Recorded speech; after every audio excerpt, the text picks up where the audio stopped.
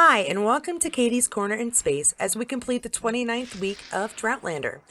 Honey, we've come so far, we can't stop now. Come so far on only the currency of young love. And now there's flipping snow outside, which apparently meant a new flood of articles asking the ever-present question, will we get Outlander in 2022? I feel like we here answered that one ages ago with a sad but definite no.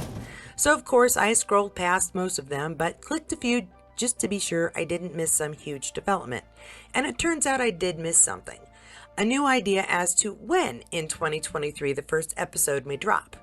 Can you believe these updates are now predicting an end-of-year release? So I would like to now officially jump on the split season bandwagon so we can get them sooner.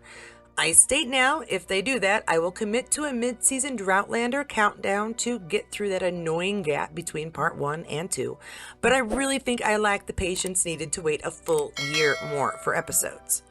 Now that that's out of the way, I think I somehow let these updates become the Sam show, and as much as I adore the man, we are here for more than just him. So in that spirit, I did a little extra looking around and found these gems on Insta. First, a little Sophie as she relaxes, followed by the dangers of the elements. Once again, the glamour of acting. And while I'm on Insta, here's a little something from our new William Ransom, Charles Vandervaart. Hey everyone, I'm Charles Vandervaart and I play William Ransom in the upcoming season of Outlander, and I am very excited to let you all know that I will be in Edinburgh next year, 2023, for the Ultimate Outlander Experience. It's hosted by the lovely, amazing people at Novel Adventures, and it's going to be 4 days of a lot of fun. I can't wait to be there. I can't wait to see you all there. Yeah, it's going to be great. One of the great things about this event as well is that a good chunk of the money going towards it is going to charity. The charity that I'm going to be donating to is the Toronto Humane Society. Such a darling. I really am excited to see how he and Sam play off of each other in scenes. I feel like in real life they could easily chill out together, and once they throw in David, yeah, I feel like the set may get a little silly on occasion. Don't know why. If you think I'm skipping Sam completely, don't worry. Once again, that man cannot help but have continued success because he and Graham's Men in Kilts just took away 3 awards in the American Reality Television Awards. Best Docuseries, Best Feel-Good Show, and Best Lifestyle Show.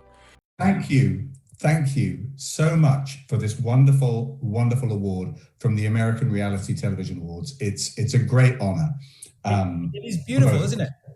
It's truly incredible.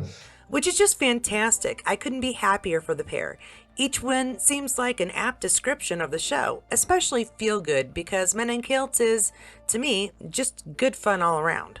A huge thank you to the crew, all the fans that voted for us, and I guess... And thank you, Sam. Oh, thank you. No, really, thank you. No, thank you. Thank you, but please keep the noise down. Well, another one for Sam is no surprise. An unscheduled appearance by Richard sure was for Sasnak City, The Gathering 2022.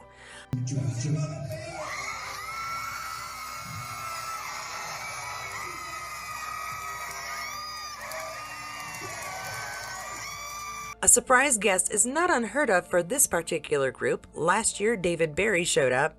Well, Gina Phipps-Hubble, the woman behind Sasnak City events, did it again this year, and in the video, you can see the excitement of the gathering as he sheepishly takes the stage. What a treat for those already having the pleasure of seeing such actors as Caesar Dumboy and Graham McTavish. Once again, I remain an unattractive green and hope more videos are released for us all. And now I'm going to switch gears a bit because of another piece I came across concerning Caitriona Balfe and the often intrusive actions taken by overzealous fans, or to be more precise, crazy people. She tells Vanity Fair about some of the difficulties which have arisen simply because the crazies can't stop obsessing over her and Sam.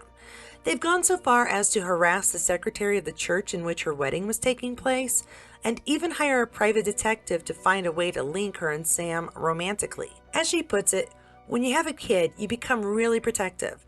I don't want those crazies because that's what they are. I just don't want them talking about him. Balfe details during an interview with Vanity Fair on Thursday, January 6th.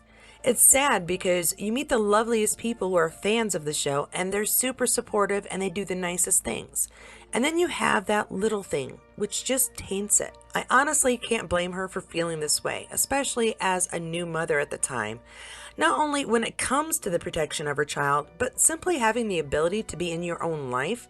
There's something about living in the public eye that tends to make others feel a barrier of privacy can simply be ignored, when really it should be the opposite. Yes, I will happily share that which the actors purposely make public, celebrate their wins, cheer them on when they falter, and obsess about their actions on screen, but there's a line. And I think once you have to hire a professional to get you information on the down low, that line is being hurdled over. I do understand some fans need to have proof there must be something going on between Cait and Sam.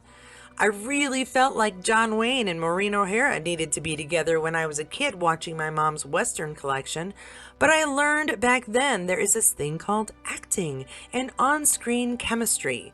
So by age 11, I decided what I feel is happening on the screen has little to do with reality, because people are paid to act that way. So let us all hope for the sake of our actors' sanity that all fans eventually have the maturity of an 11-year-old girl. And as for how Sam and Cait really feel about each other, well, I'd rather take their own words for it. We're like brother and sister now. We know each other really well. We've been working together for 6 years, which is just crazy. Heughan shared during an interview on BBC's The Love Hate Club podcast in June 2020. She's like my sister and tells me exactly what I'm doing wrong, and I need to know these things. For Cait, Sam's just so kind. He's a really good friend. He always checks in. I don't know, he has one of the biggest hearts and smallest egos that I know. She told Elle in October 2017.